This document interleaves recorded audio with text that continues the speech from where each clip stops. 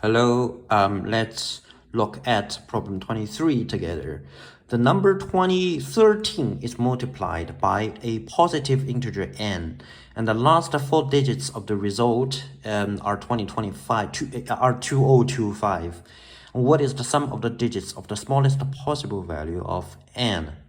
Okay, so sum of digits, I assume it doesn't actually matter. It's just one way to make a problem because they don't want you to test all choices one by one.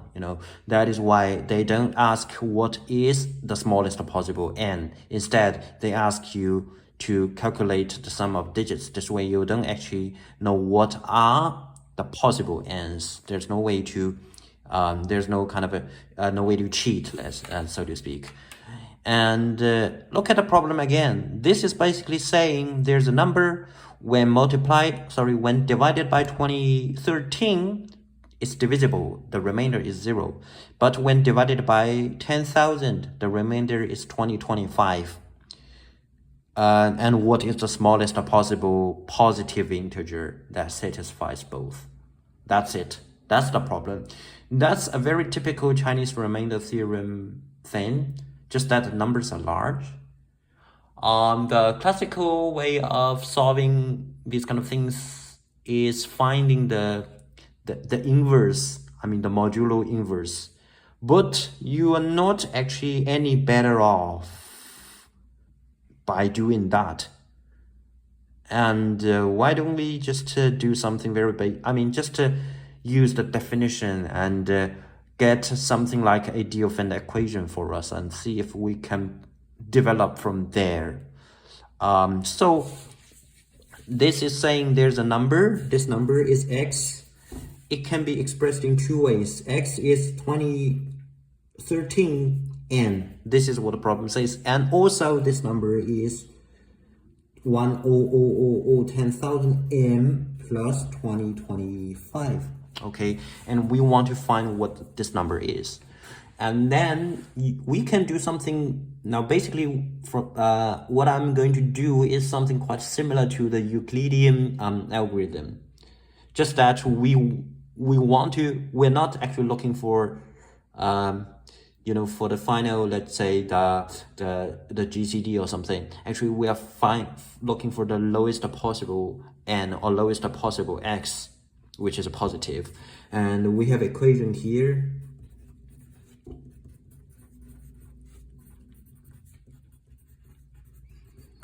Here, because 2013 looks the smaller number, so we're gonna focus on 2013. This is 2013 plus 12, but this one requires some computation, so let's do it. Should we do it here?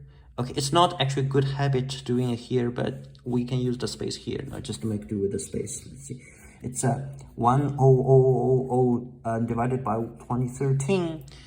Easily we've got 4 of them, so that should be 8052. And there's no more, so it's 8 4 1 and 9 1984 1948. So 1948, given 1948 and plus what is the remainder? 1948 and 4 times 2013 n. Okay, this is on the left hand side. No. Okay, what am I doing here?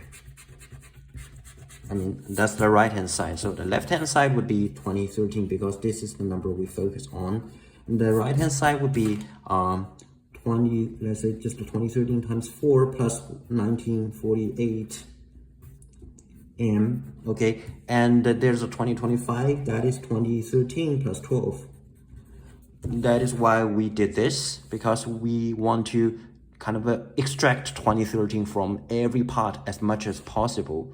So we do a division, and here we've got remainders. And if you are a multiple of 2013, you just move on to the other side.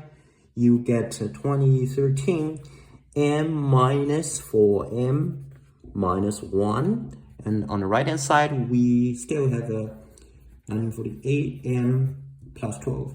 Okay, so now 10,000 is gone. This large number is no longer our concern. Instead, we now we deal with two smaller numbers, 2013 and 1948.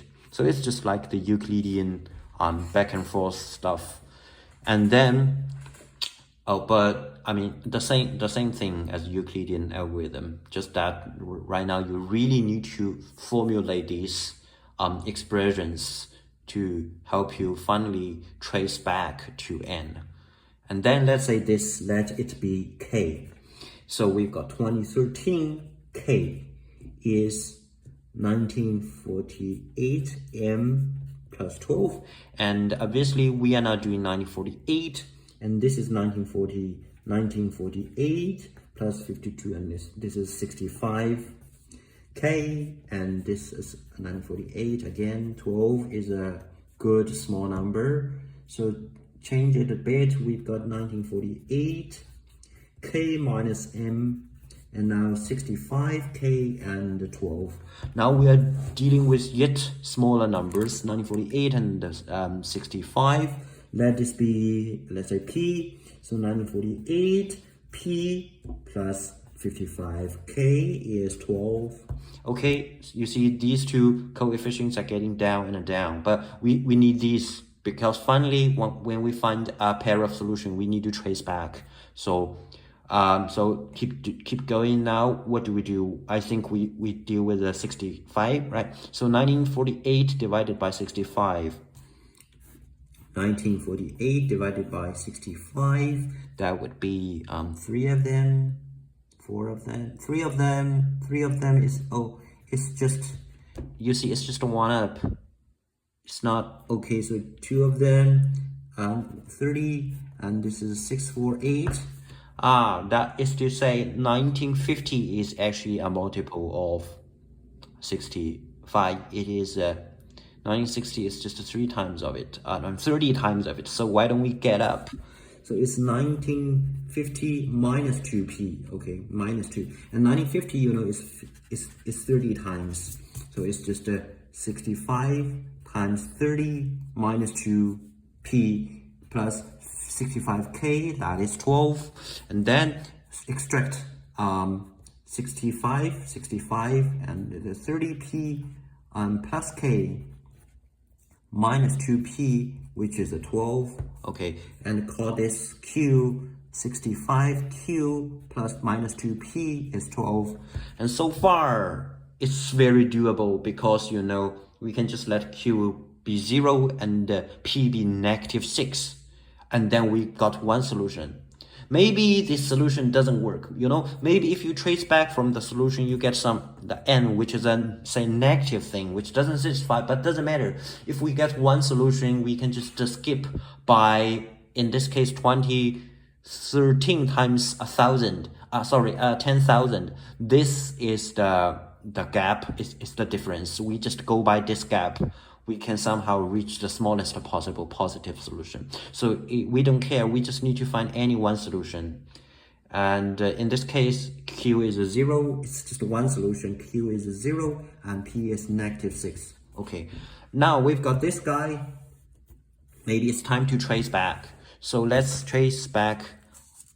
Okay, we should have traced it back on another paper, but to keep to help you follow along, we just do the things on this paper, okay? But it might look a bit messy.